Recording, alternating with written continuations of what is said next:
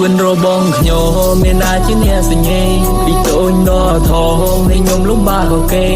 ហើយប្រៀបដូចជាខ្សែញរសัตว์នៅកណ្ដាលទន្លេគ្មានអ្នកណាគេមកជួលហើយគ្មានអ្នកណាគេដឹងទេជីវិតរបស់ខ្ញុំមានណាជាអ្នកសញ្ញេពីតូចដល់ធំនៃខ្ញុំលំបាកក៏គេហើយប្រៀបដូចជាខ្សែញរសัตว์នៅកណ្ដាលទន្លេគ្មានអ្នកណាគេមកជួលហើយគ្មានអ្នកណាគេដឹងទេ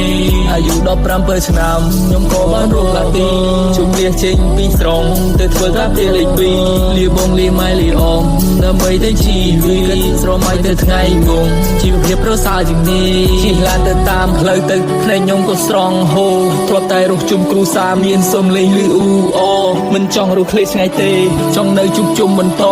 ប៉ុន្តែរឿងរ៉ាវគ្រប់យ៉ាងមកពីគ្រួសារខ្ញុំក្រ2023ខ្ញុំក៏ឈានចូលរាជធានីមានខោអាវតែមួយបងវិចដាក់ជាមួយនឹងវ៉ាលីចុះពីលើផាស្អែបអារម្មណ៍ខ្ញុំខ្លាចព្រោះអត់គ្នាតែខ្ញុំនៅស៊ូទៅមុខបន្តព្រោះចង់ឃើញខ្លួនឯងដើរដល់ទី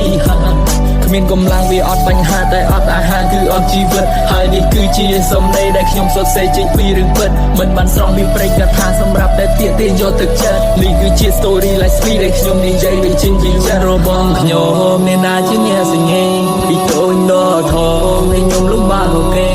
ហើយប្រៀបដូចជាខ្សែញរសัตว์នៅកណ្ដាលទន្លេគ្មានអ្នកណាគេមកជួលហើយគ្មានអ្នកណាគេដឹងទេជីវិតរបស់ខ្ញុំមានណាជាអ្នកសញ្ញេពីតូចដល់ធំនៃខ្ញុំលំបាកក៏គេហើយប្រៀបដូចជាខ្សែញរសัตว์នៅកណ្ដាលទន្លេគ្មានអ្នកណាគេមកជួលហើយគ្មានអ្នកណាគេដឹងទេ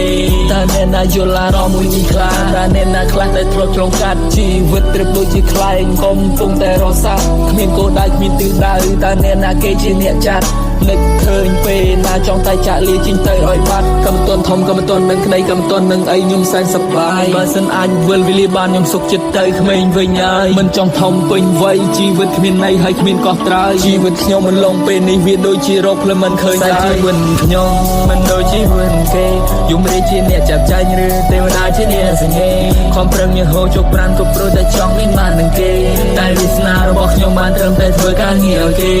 តែជីវិតខ្ញុំមិនដូចជីវិតគេយំរាជាអ្នកចាប់ចាញ់ឬទេវតាជាអ្នកសញ្ញេខំប្រឹងញើសហូរជោគប្រានគ្រប់ព្រោះតែចង់មានបាននឹងគេតែវាសនារបស់ខ្ញុំបានត្រឹមតែធ្វើការងារឲ្យគេ